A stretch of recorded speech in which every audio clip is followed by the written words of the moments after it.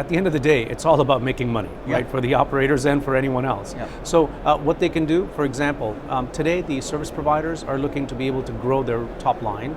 And one of the big segments that's really been untapped is a small and medium enterprise.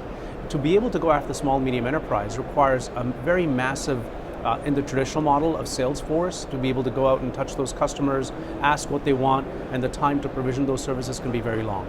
By being able to leverage cloud and SDN and NFV, what they can do is they can offer these services through a portal.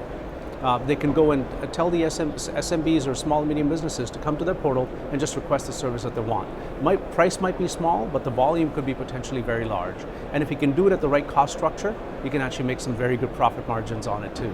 So driving the customer base, driving the, in the provider world, it's all about number of customers. Virtualizing this environment to make sure those OTT players or people providing IoT, machine to machine and so on can consume this in a different way, in a much more flexible way. You talk about response time of seconds, not minutes. So the infrastructure sitting behind it needs to be as dynamic as the customer experience. So what we've done is really transforming the network itself to be higher bandwidth, much more flexible.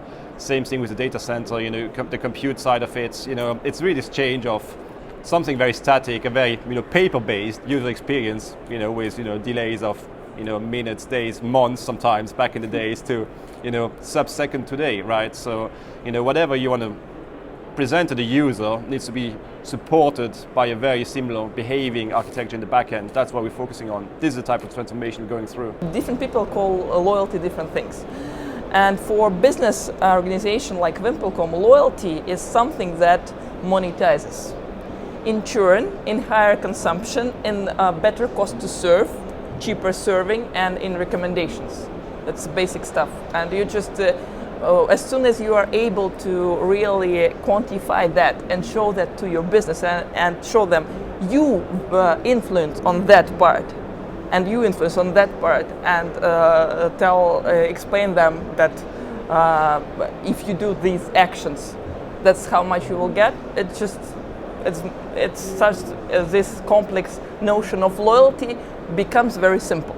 Everybody looked at SDN and NFV and this network transformation as a network engineering dream job. Well, actually, we kind of let the IT and system architects on the side for way too long.